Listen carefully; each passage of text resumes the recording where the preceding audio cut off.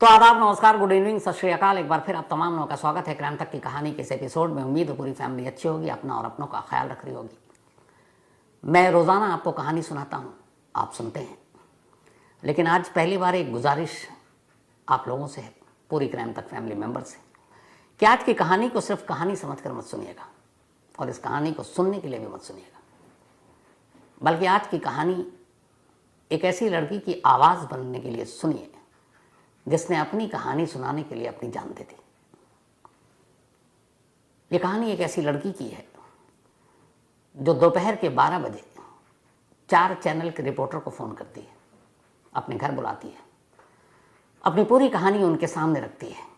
कहानी कैमरे में कैद। तमाम रिपोर्टर और कैमरामैन उस घर से वापस लौट जाते हैं, अपने अपने चैनल को वो स्टोरी फाइल करते हैं। उनके लौटने के कुछ घंटे के बाद वो लड़की उसी घर के एक कमरे में पंखे से झूल जाती है। उससे पहले उसने अपनी कलाई भी काटी, मतलब वो पुख्ता हो जाना चाहती थी कि किसी भी कीमत पर वो बच ना पाए। लेकिन मौत से कुछ घंटे पहले मीडिया वालों को बुलाना और अपनी बात कहना और उसके बाद यूं अपनी जान ले लेना, क्यों ऐसा हुआ? आप यकीन मानिए, ये पूरे सिस्टम को झकझोर देने वाली कहानी है। 2017 में एक फिल्म आई थी काबिल, जिसमें ऋतिक रोशन हीरो थे और यामी गौतम हीरोइन। दोनों का किरदार अंधों का किरदार था, दोनों को दिखाई नहीं देता था, दोनों अंधे थे। दोनों शादी कर लेते हैं। इसके बाद एक कॉरपोरेटर का बेटा यामी गौतम का रेप करता है।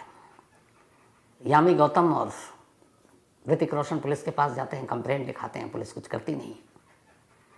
कुछ दिनों के बाद वही कॉरपोरेटर का बेटा दोबारा उस घर में आता है और दोबारा रेप करता है। इसके बाद यामी गौतम टूट जाती है और वो खुदकुशी कर लेती है।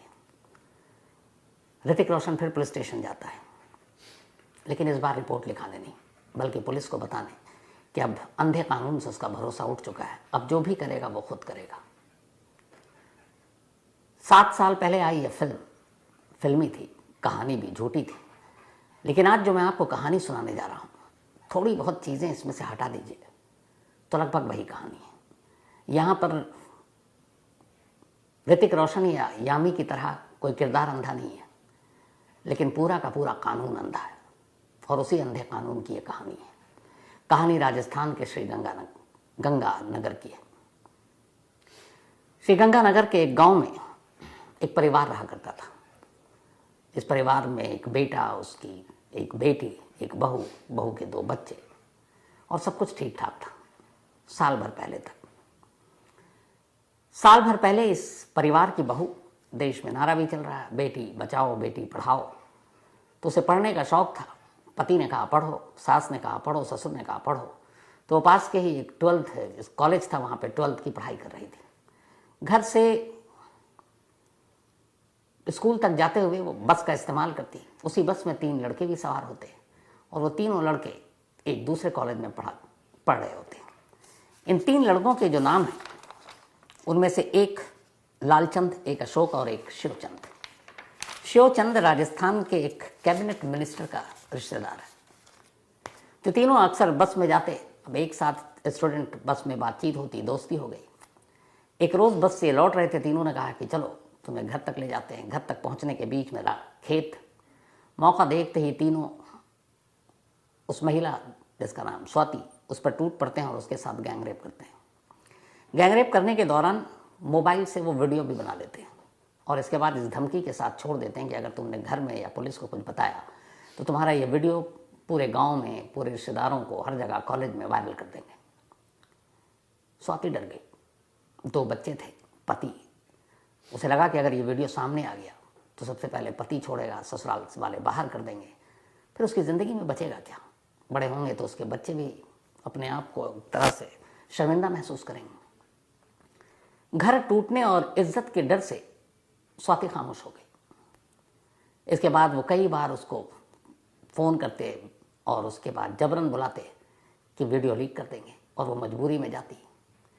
महीनों उसकी असमत, उसकी इज्जत लूटी जाती रही और वो खामोश लुटती रही, क्योंकि उसे अपने घर को बचाना था। वो नहीं चाहती थी कि उसका ससुराल उससे छूटे, और ये सब कुछ बर्दाश्त करती रही। लेकिन फिर तभी उन तीनों लड़कों का हौसला इतना बढ़ा कि स्वाति की एक ननद यानी उसके पति की छोटी बहन, उस पर उसकी बुरी नीयत पड़ी। अब उन्होंने स्वाति से कहा कि तुम अपनी ननद से हमारी बात कराओ और उसको एक दिन मिलाओ, अगर तुमने नहीं किया तो यही वीडियो लीक कर देंगे।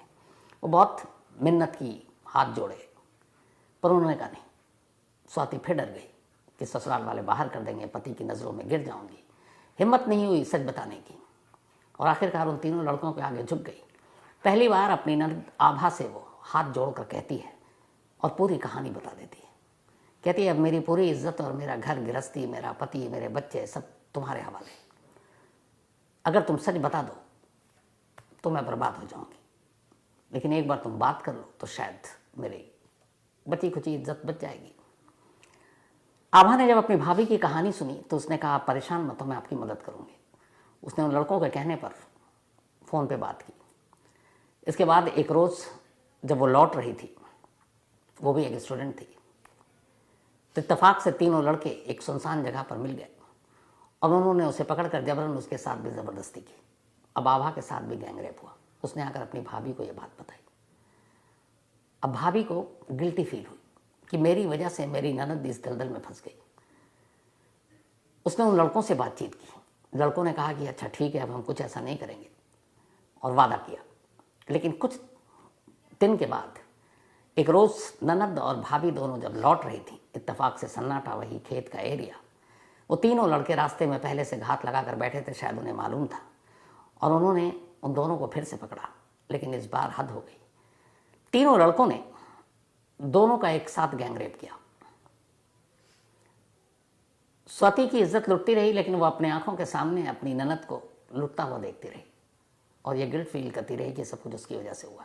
वो ये बात बर्दाश्त नहीं कर पाई। उसी शाम उसने अपने ऊपर पेट्रोल डालकर खुद को आग लगा दिया। कुछ लोगों की नज़र पड़ी, भाग कर गए, आग बुझाई, उसे अस्पताल ले गए। 80% वो झुलस चुकी थी। ये बात दिसंबर 2023 की है। अब अस्पताल में उसका इलाज चल रहा है। इधर स्वाति के घर वालों को पता चला कि स्वाति को आग से वो जल गई है, झुलस गई है। उन्हें लगा ससुराल वालों ने कहीं ना कहीं स्वाति को डॉरी और इसके लिए जलाने की कोशिश की है। स्वाति उस वक्त होश में नहीं थी। उन्होंने बिना स्वाति से बातचीत किए हुए पुलिस में रिपोर्ट लिखा दी कि हमारी बेटी को ससुराल वालों ने जलाया। पुलिस भी आनन फानन में डॉरी का केस पूरे परिवार पे बना देती है, जिसमें आभा भी है, उसका भाई भी है, उसके माँ बाप भी है। लेकिन गिरफ्तारी नहीं होती क्योंकि अभी तक स्वाति का स्टेटमेंट नहीं लिया गया था। बाद में स्वाति ठीक होती है, बोलने की हालत में आती है। पूरे गांव वालों के सामने और अपने ससुराल वालों के सामने वो अपना बयान देती है और कहती है कि मेरे ससुराल वाले, मेरा पति, मेरी ननद, मेरे सास ससुर सब बेकसूर है, मैंने खुद को आग लगाई थी। और ये बताने के बाद स्वाति दम तोड़ देती है। वो पूरी तरह से ठीक नहीं हुई थी। उसके कई सारे अंग आग की वजह से उस पर असर पड़ा था। 23 फरवरी की वो तारीख थी जिस दिन स्वाति की मौत हो जाती है। जैसी ही स्वाति की मौत होती है, अब आभा को गिल्ट फील होता है क्योंकि वो सच्चाई जानती थी, अब तक कोई नहीं जानता था। अब आभा को लगा कि यह खामोश रहने का वक्त नहीं है। वो फ़ौरन पुलिस स्टेशन जाती है और बताती है कि मेरी भाभी ने जो आग लगाई, जो खुदकुशी की है, उसकी असली वजह यह है कि 3 लड़के लगातार हमें ब्लैकमेल कर रहे थे, हमारा गैंगरेप कर रहे थे। वो 3 लड़कों के नाम लेती है। अब यहाँ से अंधे कानून की कहानी शुरू होती है। डिप्टी एसपी वहाँ के, वो कहते हैं कि इतने महीने से हो गए, तुम अब तक खामोश हो, वही पुरानी चीज़ें। इसके बाद बाकायदा कमरे में उस लड़की को खड़ा कर उससे उस गैंग रेप के हर दिन जितनी बार हुआ उसके बारीक से बारीक क्वेश्चन पूछ रहे हैं। यानी जो कुछ हुआ वो तो हुआ, अब एक पुलिस अफसर के कमरे में एक लड़की को सवालों के जरिए उसके कपड़े उतारे जा रहे हैं। उसको समझ में नहीं आ रहा कि मैं यहाँ क्यों हूँ, क्या कर रही हूँ। मतलब फिर से एक बार मुझे नंगा किया जा रहा है। फिर भी वो सब बताती रही क्योंकि उसे इंसाफ चाहिए था। लेकिन जब 3 नाम आए तो तीसरा नाम सुनकर पुलिस वाले भी चौंकते और कहते हैं कि सुनो, 1-2 का नाम ले लो, तीनों का नाम लेना ज़रूरी नहीं है। वो कहती है कि जब तीनों हैं तो मैं क्यों नहीं लूँ। अब उन 3 में से एक तीसरा लड़का जो कि राजस्थान के कैबिनेट मिनिस्टर का रिश्तेदार है, पुलिस उस लड़के के नाम को उस केस से हटाना चाहती थी, लेकिन आभा तैयार नहीं थी। पुलिस वाले फिर समझाते रहे, फिर डराया। उन्होंने कहा वो जो डॉरी का केस तुम्हारी भाभी ने लगाया था उसमें तुम्हारे पूरे परिवार को अंदर कर देंगे। लेकिन पुलिस को मालूम नहीं था कि उसका आखिरी स्टेटमेंट गांव की पंचायत, गांव के तमाम लोगों के सामने मरने से पहले वो दे चुकी है, तो वो कुछ कर नहीं सकते थे। लेकिन अब उन्होंने दूसरा कानूनी खेल खेलना शुरू किया। पहले तो उसे सवाल पर सवाल करके उसको तोड़ने की कोशिश की। फिर उन्होंने कहा कि 3 नहीं 2 लड़कों के नाम लिखेंगे। फिर उन्होंने कहा कि तुम्हारा मेडिकल करेंगे ताकि पता चल सके। मेडिकल के लिए उस लड़की को उस गांव से अकेले दूर सरकारी अस्पताल में भेजा जाता है। और जिस दिन भेजा गया कि आज ही जाना है, डॉक्टर से बात हो गई, वहाँ जाकर उस लड़की को पता चलता है कि कौन से डॉक्टर। उस दिन तो उस डॉक्टर साहब की छुट्टी थी, अस्पताल में कोई था नहीं। वो वापस सुबह जाती है और शाम को लौटती है बिना मेडिकल टेस्ट के। पुलिस के पास जाती है, पुलिस उल्टा उसे डांटती है, फिर कहती है अब तुम्हें अगले दिन जाना पड़ेगा। ये सब हरासमेंट का एक तरीका था। बट उसने भी ठान रखा था इंसाफ लेकर रहेंगे। वो अगले दिन फिर जाती है। इत्तेफाक से जब जाती है तो इस बार थोड़ी सी देरी हो जाती है। डॉक्टर उसी के ऊपर चढ़ बैठता है।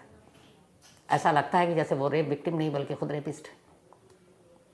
और जब मेडिकल टेस्ट होता है तो लगातार पुलिस वाले डॉक्टर को ब्रीफ कर रहे हैं कि कैसे करना है, क्या करना है। अब ये सब करने के बाद बड़ी मुश्किल से पुलिस 2 नाम लिखती है, लेकिन ये जिद पे थी कि तीसरा नाम लिखिए। वो लिखते नहीं, 2 को उठाते हैं और जेल भेज देते हैं, क्योंकि वो वैसे ही नॉर्मल लोग थे, उनका कोई पहुंच वाला नहीं था। अब पुलिस इस पर दबाव डालना शुरू कर देती है आभा पर कि तुम तीसरे नाम को भूल जाओ, उस मंत्री के रिश्तेदार के नाम को किनारे करो। लेकिन वो मानती नहीं, अपने लेवल पे लड़ती रहती है, कभी एसपी दफ्तर, कभी कहीं चक्कर काट रही है। एक लड़की जो गैंग रेप का शिकार है, कहीं से इंसाफ नहीं मिलता, थक जाती है। 2 दिन पहले 3 अप्रैल की सुबह वो अपने लोकल 4 न्यूज़ चैनल के रिपोर्टर को बारी बारी से कॉल करती है। उनमें से एक आज तक का रिपोर्टर हरनेक सिंह, वो भी वहाँ मौजूद थे। हरनेक सिंह के पास भी फ़ोन आता है और आभा उससे कहती है कि मुझे कुछ कहना है, लोगों तक अपनी बात पहुँचानी है, क्या आप हमारी मदद करेंगे। इत्तेफाक से शहर के मुकाबले ये छोटे इलाकों के रिपोर्टर थे, इनमें शायद अब भी जज्बात बाकी है, जिंदा है। उन्होंने कहा हम आते हैं। दोपहर करीब 12 बजे का वक्त था। 4 अलग अलग न्यूज़ चैनल के रिपोर्टर आभा के घर पहुंचते हैं। ये जो तस्वीर है ये उसी वक्त की है। आभा उस 4 माइक आईडी चैनल के उस तरफ, दूसरी तरफ बैठे इधर रिपोर्टर है। रिपोर्टर सवाल पूछ रहे हैं, सवाल जवाब से पहले वो अपनी कहानी सुनाती है। अब चेहरा तो आपको पूरी तरह से साफ दिखा नहीं सकते, दिखाना चाहता हूँ, लेकिन क्या करूँ, कानून आड़े आ जाता है। और कानून का कमाल ये देखिए कि जो रेप विक्टिम लड़कियां और महिलाएं होती हैं, कहते हैं कि उनका चेहरा मत दिखाओ, और जो रेपिस्ट होते हैं उनको जब मीडिया के सामने कैमरे पर लाते हैं तो उनका चेहरा ढक देते हैं या फिर उन्हें छुपा देते हैं, भगा देते हैं। ये भी एक मजाक है। तो मजबूरी है, वरना मैं तो चाहता था कि आभा की पूरी बातचीत के साथ उसका चेहरा इसलिए दिखाऊं क्योंकि ठीक 12 बजे जब उसने 4 चैनल के इन रिपोर्टर को बुलाया तो वो चाहती थी कि उसकी बात चैनल तक नहीं जाए। ये आप भी जानते हैं, मीडिया के जरिए देश तक ये बात पहुंचे, यानी आप लोगों तक बात पहुंचे, और वो हर शख्स तक, हर हिंदुस्तानी तक अपनी कहानी पहुंचाना चाहती थी। उसने पहुंचाई, उसने सुनाई। इसके बाद लगभग 1 से 1.5 के दरमियान सभी रिपोर्टर वहाँ से विदा हो लेते हैं, अपना अपना माइक आईडी कैमरा लेकर। कहानी रिकॉर्ड हो चुकी थी।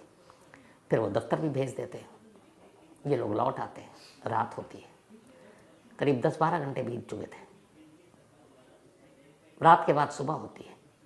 सुबह आभा का भाई देखता कि अभी तक आभा उठी नहीं। अमूमन सुबह सुबह उठ जाती है। कमरे के अंदर जाता है, दरवाज़ा खुला हुआ था। आवाज़ देते हुए जब अंदर गया तो अंदर का मंजर कुछ यूं था कि आभा की लाश उसी के कमरे में पंखे से झूल रही थी, हाथ से खून बह रहा था। शायद उसने अपनी कलाई काटने की कोशिश की थी। जैसे उसकी मौत की खबर बाहर आई, पूरा गांव इकट्ठा हो गया।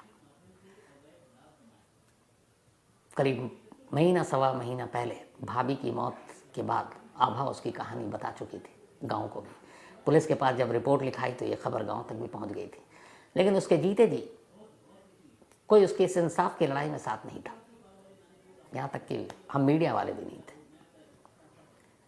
अब जब उसकी मौत की खबर आई, रात के अंधेरे में मौत हुई और दिन के उजाले में उसकी मौत की कहानी की सच्चाई रोशनी बनकर चारों तरफ फैली, तब पहली बार लोगों का गुस्सा जागा।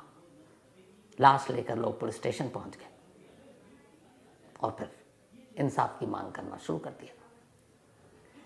वैसे भी पुलिस वाले कहते हैं कि जिंदा लोगों से ही डरती है, मतलब जिंदा लोगों को डराती है पुलिस, और जिंदा लोग डरते हैं पुलिस से, लेकिन जो मुर्दे होते हैं उनसे तो खुद पुलिस डरती है।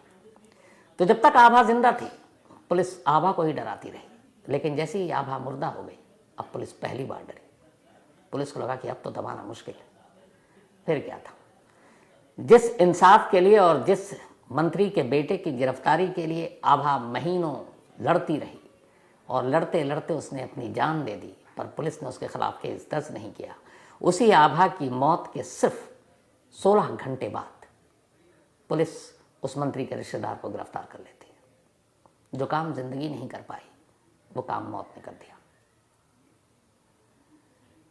पर सवाल यह है, और बड़ी अजीब सवाल है, जो मैं आप लोगों से भी शेयर करना चाहता हूं, कि जो आभा ने किया वो कितना सही था, कितना गलत था। क्या आभा को यकीन था कि जीते जी उसे इंसाफ नहीं मिलेगा? क्या आभा जानती थी कि उसकी मौत के बाद जरूर उसके गुनहगारों को सजा मिलेगी? आभा ने अपनी बात आप लोगों तक पहुंचाई है। मीडिया में अगर कोई आकर कुछ कहता है तो इसका मतलब ये नहीं है कि उस न्यूज़ चैनल या उस मीडिया में काम करने वाले रिपोर्टर, एडिटर ये सारी बातें उसकी सुने, उससे कोई फ़ायदा नहीं होता है।